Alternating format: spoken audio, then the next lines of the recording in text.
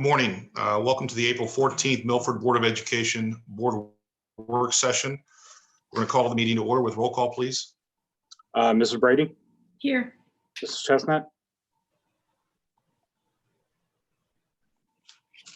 Is she not on? Can't hear her. Okay. We'll just bypass her right now. Mr. Yaki?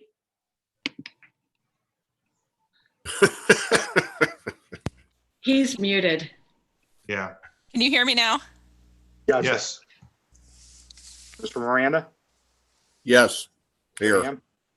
Here. We just need Mr. Yaki.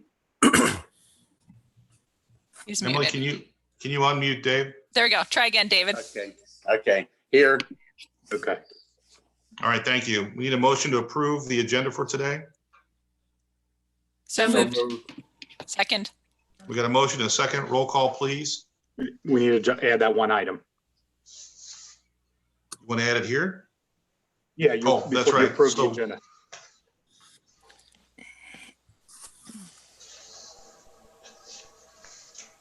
We're going to add one item to section 3. It'll be item C regarding the pool HVAC.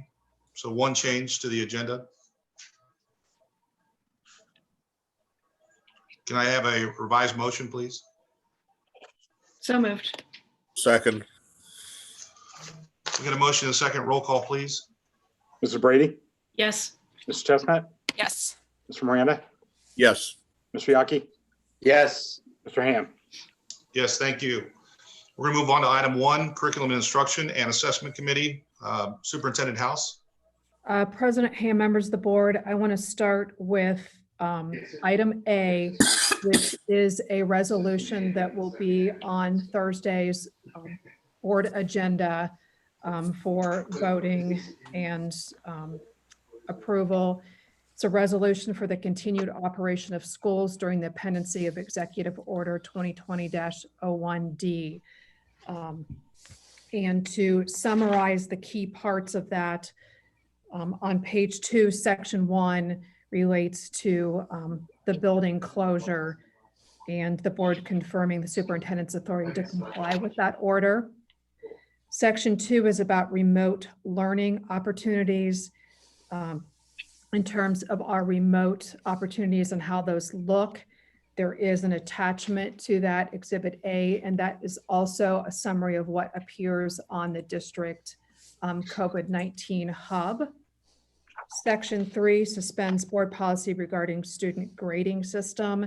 That means our adopted grading system, that there are some changes to that during this time that will be in effect only during this time. And again, that is an attachment that has been published and shared.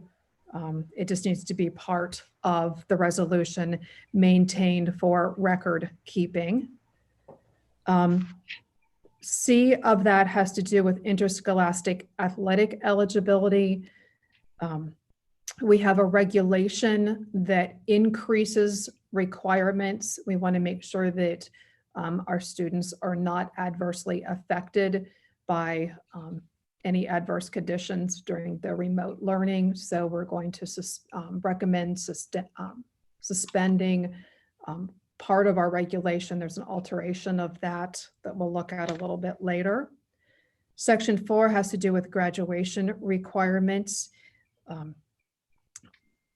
That the superintendent, in accordance with consultation with the high school principal, is authorized to make any and all decisions concerning those students on track for graduation. That has to do with House Bill 197 and the authority that's given to superintendents during this time.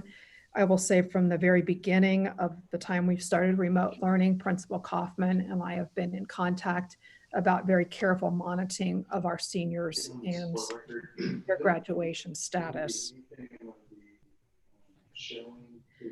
Section 5 has to do with supplemental pay for spring athletics and co-curricular contracts because it's something that's out of the ordinary. Section 6 is about board meetings. It is allowing for remote or telephonic board meetings during this public health emergency. as well as temporarily suspending its public participation policy from here on out during this time. And then that policy may be reinstated through a subsequent action taken by the Board of Education or after the current state of emergency is lifted. I'm going to go through all of section 7 has to do with personnel. There could be some changes to how teachers are evaluated. Pretty much our principals had teacher evaluations pretty much complete by the time the order went in place. So there's very little that this applies. And we are able to complete all of our administrative evaluations for this year. Not all districts are able to do that. And House Bill 197 gives them the leeway not do that, but we are in good standing there with administrative evaluations. Section 8 has to do with the effective date, and then section 9 that we are remaining compliant with public meeting laws. So that is a summary of the resolution.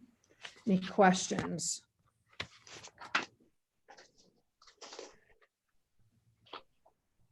No. Okay.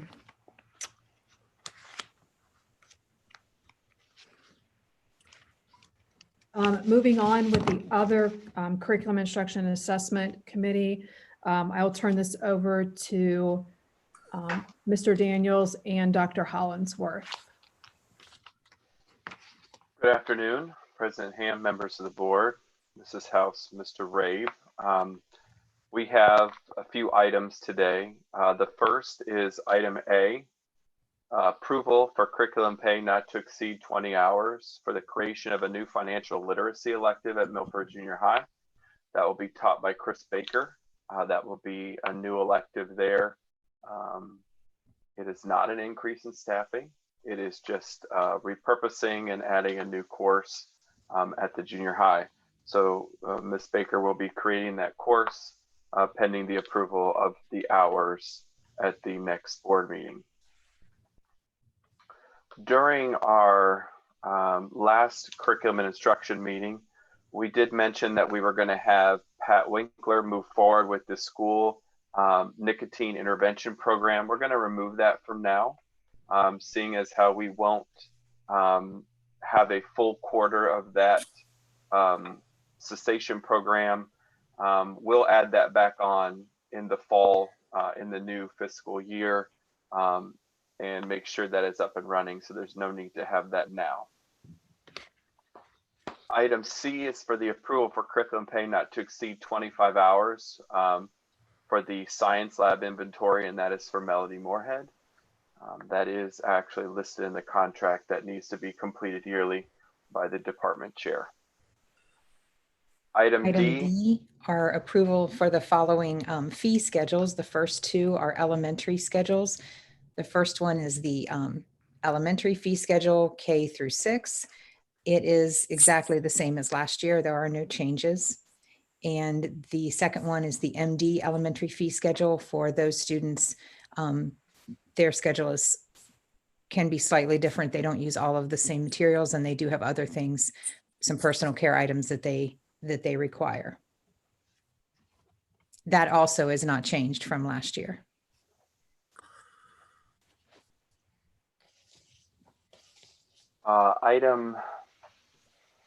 Item C, the next item down is 3 Milford Junior High fee schedule.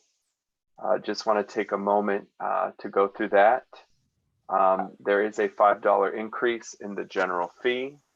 There is a reduction in the companion manuals for Carnegie from $16.50 to $14.50. Those manuals, both volume 1 and volume 2, come at a $2 discount. There is a $2 increase in the science lab supplies and gizmos. It has become increasingly more expensive to replenish those lab supplies each year. So that fee is an additional $2. So in total at Milford Junior High, we're looking at an increase of $5.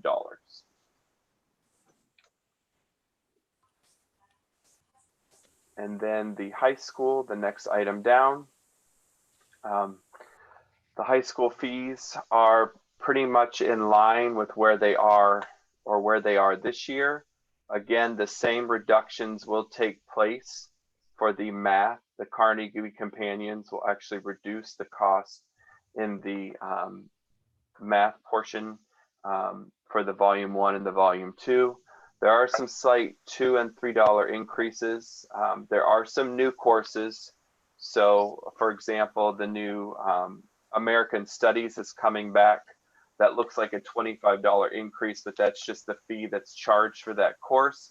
And that's actually the exact fee that's charged for CP English 11. The same thing happens with the new theater course that we are adding. It is a new course. It is a $50 fee. But other than that, you'll see some small increases in novel prices, some of the readers and workbooks.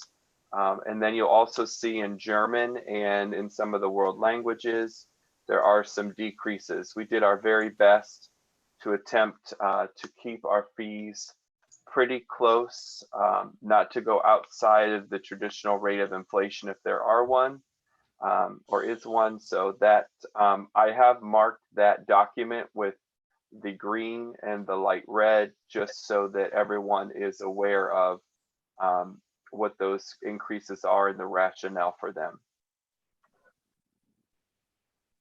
Are there any questions about fees? Do we have a pretty good record of collecting all those fees? We do. That's good. And just a general statement about fees is that these are for consumable items that are used up by an individual student during the year. They are for the exact cost of the fee. There's by law, nothing else can be added to it or padded to it. It is for the cost of the item itself.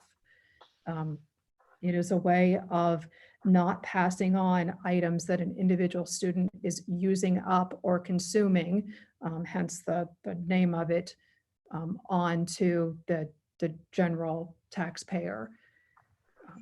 If a student is taking multiple classes with pretty high fees, that is a decision of the student and the family. Many times art classes have very, very high fees because the materials for those classes are costly. You all have done a really good job over the years of keeping the fees as low as we can get them. So thank you for that. I know it means a lot to families because especially in high school, it does get expensive. So It does. And I would also want to pass along to our junior high and high school and elementary principals that they have really required that anything that is purchased is used, and that they're always looking for the best yet most economical choice amongst consumable materials as well. And from what I can see, the fees are very minimal in increases, and with the current state of the economy, that's probably a good thing. And obviously, we're not going to charge less than what they're valued at, but hopefully that helps the people that are actually having to pay the fees during this time. So, right. And just some added information is that economically disadvantaged students do not pay. They're not required to pay some of the fees. So if there's a concern about that. is that based on the free and reduced lunch type formula? Yes. That correct. is, right? Yes. Okay. Yeah. And that is not picked up. I want to be clear too. That's not picked up by other dollars that are collected. It is paid for from the general fund. So it's not that some parents are covering the fees for others. That's what I meant by they're charged exactly what that item costs. There's no padding put into it. Do we have any fees that we did not have costs for this year that may be refundable or no, based upon our current situation? I'll defer that to Paul and Jill. At the elementary, no, because all of those materials were distributed to students, and the students took those home and they're using them as part of their distance learning. Okay. If, and we are highly encouraging students not to do this based on the direction of the College Board. If a student or family finds themselves in a health-related situation or a safety-related situation that doesn't allow them to take the advanced placement exams, because there are 2 dates, that would be the only place that I can foresee us issuing some refunds. But again, based on the direction of the College Board and the tests being open-ended responses, no multiple choice, 45 minutes in nature, and taken at home with the materials and notes allowed, we're highly encouraging our students to do that. But if they find themselves in a situation where they're just not able, just to a health or a safety or something going on at home, that will probably be a situation that we'll find ourselves in. But that will probably be minimal in nature. Okay, thank you. Okay. The last item we have is the regulation IGD-R, which is eligibility and participation guidelines for athletics and extracurriculars. There are 2 recommendations that we're making here for adjustment. Under item 4, academic eligibility policies for grades 7 and 8. As you can see currently, as referenced in item C, students must have earned a minimum 1.5 quarterly grade point average during the previous quarterly grading period. So we're amending it based on the recommendation from the Ohio High School Athletic Association to a 1.0 quarterly grading point average in 5 subjects during the previous quarterly grading period for first quarter eligibility for the 2021 school year due to the COVID-19 ordered extended school closure. And then that same language with a little bit different for high school academic eligibility, number 5, policies for grades 9 through 12. Again, item C, students must have earned a minimum 1.5 grade point average during the previous quarterly grading period. We are amending that. Item C referenced above shall be amended to a minimum of 1.0 quarterly grade point average in 5 1-credit courses during the previous quarterly grading period for first quarter eligibility for the 2021 school year due to the COVID-19 ordered extended school closure. So those are the 2 changes that we're going to temporarily make to the regulation. We will shift back when we return to our normal operations. And just to confirm, this is for 4th quarter grades that will impact fall sports. All sports and And- extracurricular activities. Okay. So, It actually affects all of our extracurriculars, athletics and extracurriculars. Okay. and it's a regulation, so it doesn't need to be it doesn't need to be voted on. So it'll be an informational item.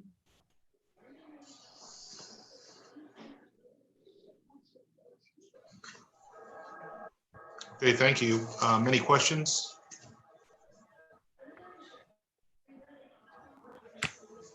We'll move on to item 2, Personnel Committee, Superintendent House.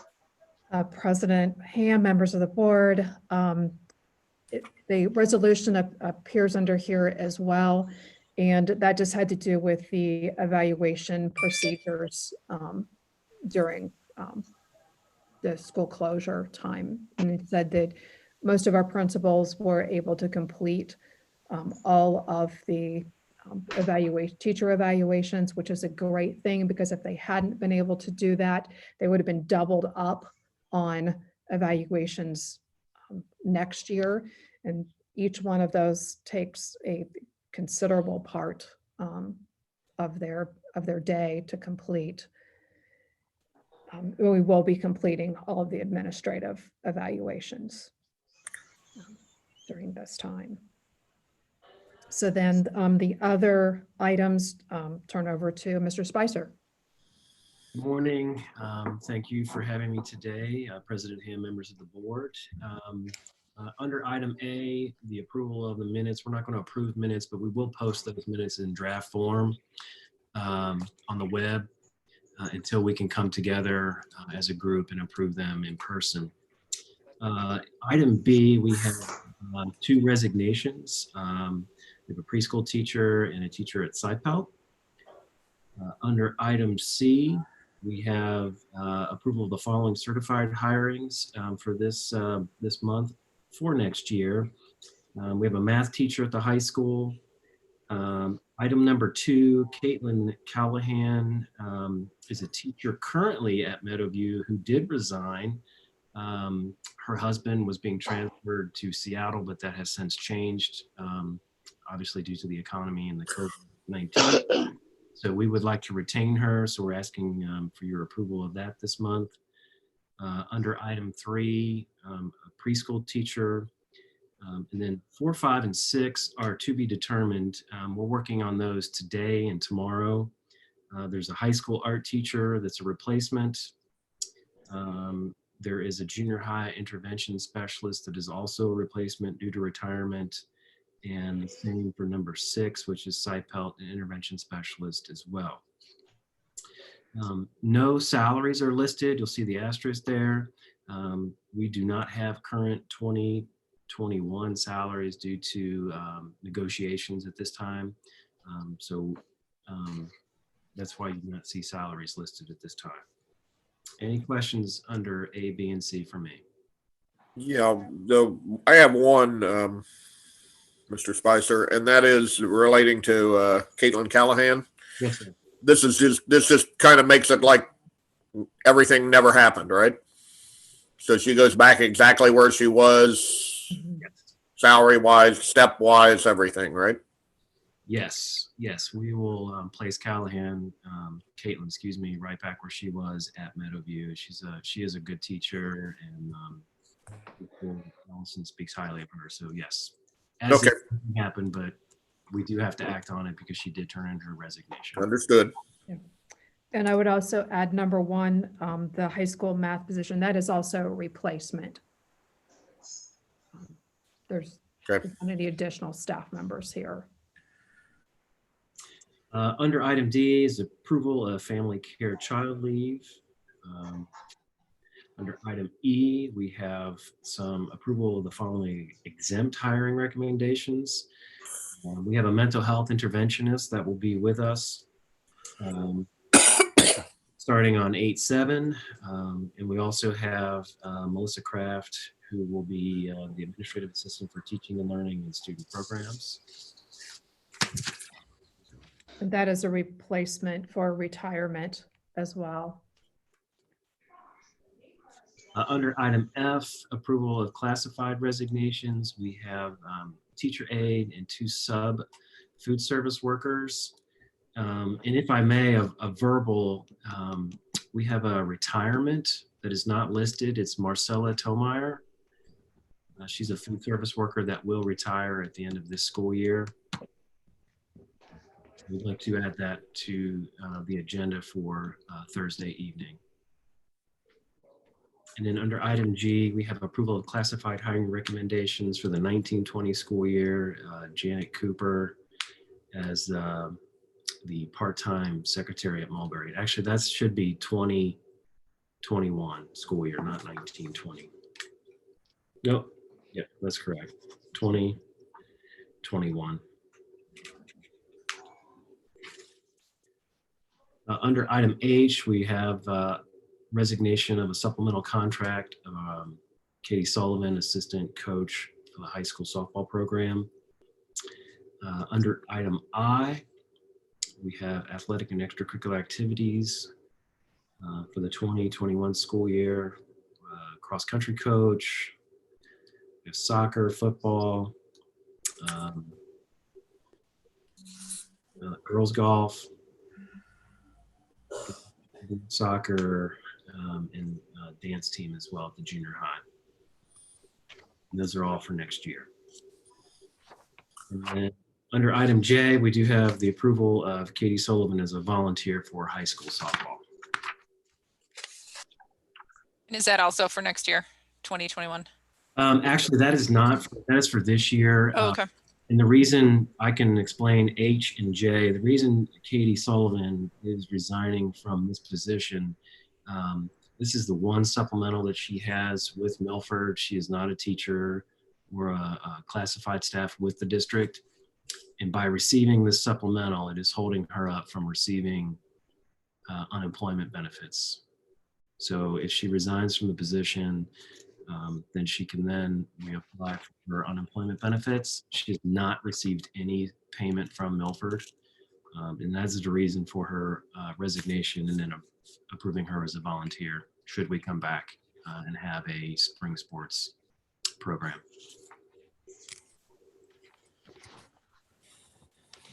Any questions that I can answer?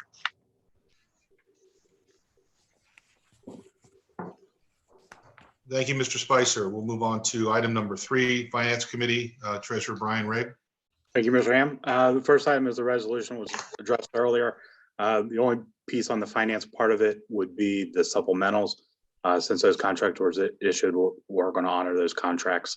And then obviously all the issues related to the board and public participation.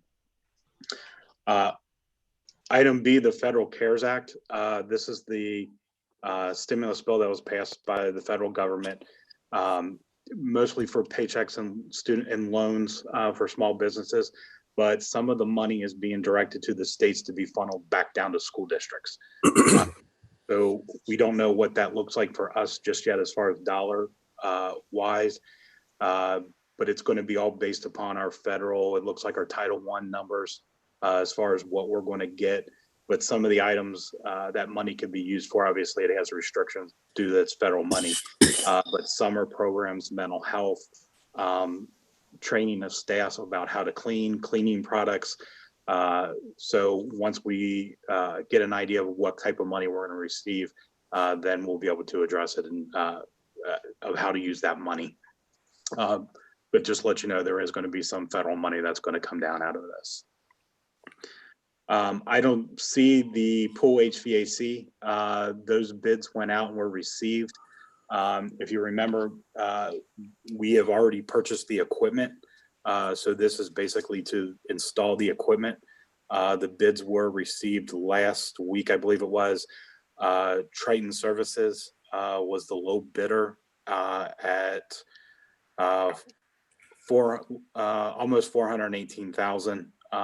The next lowest bidder was $431,600. So obviously at the board agenda for Thursday, the contract for Triton Services will be on the agenda. And I know Jeff's on the call, so if you guys got any questions about that. Could we go back to Katie Sullivan for a second?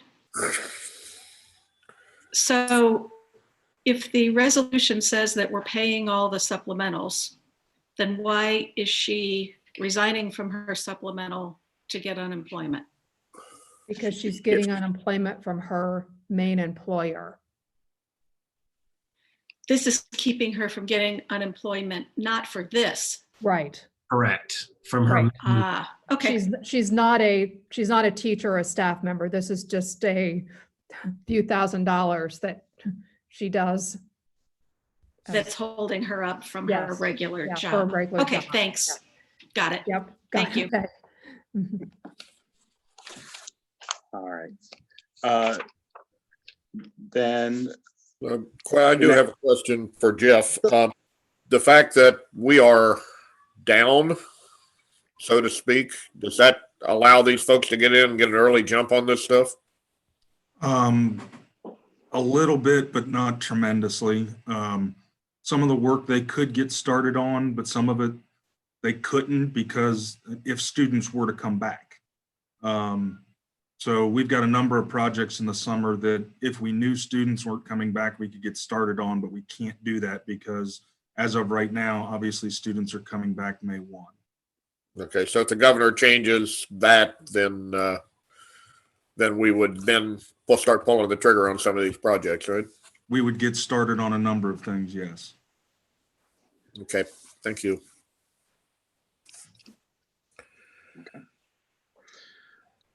Next item on the financial is the finance minutes for the March 13th. Obviously, we'll post these and we'll mark them as draft and get them on the website as well. And then the final item I have is the board reports for the month of March 31st. Just a couple items to point out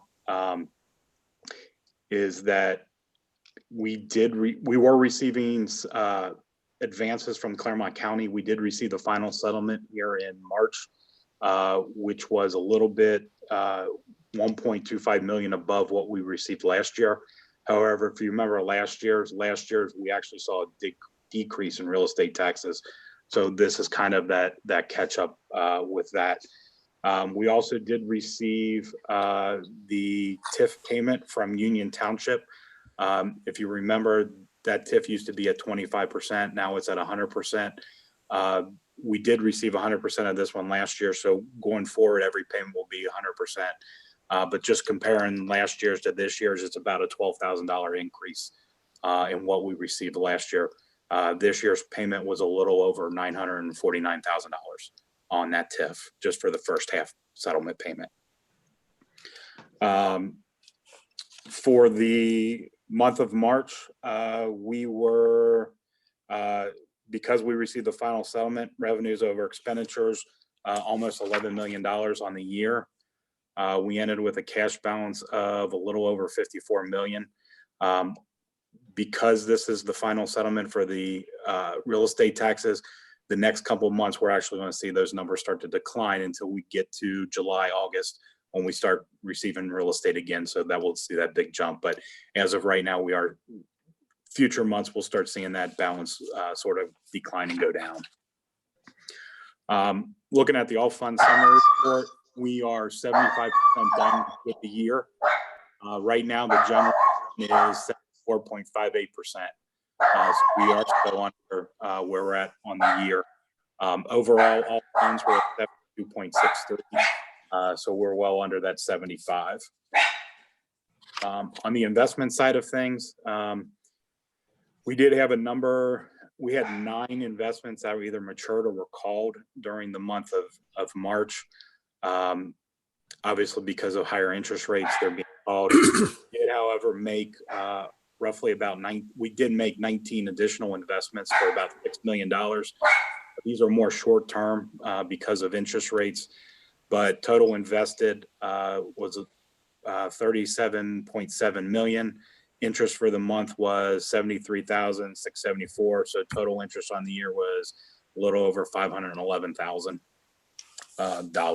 So, and that's all I had. If there's any questions.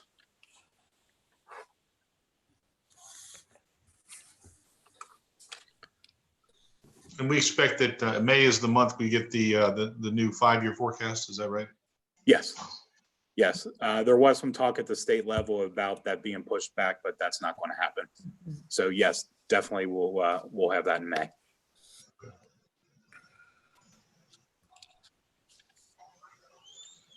Any questions? Thank you, Treasurer Redd. Thank you. At this point, that concludes our agenda for today. I need a motion for adjournment.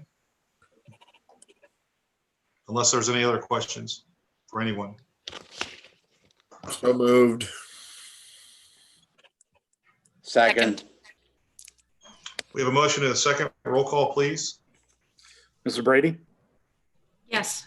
Mrs. Chestnut? Yes. Mr. Miranda? Yes. Mr. Yaki? Yes. Mr. Ham? Yes, thank you.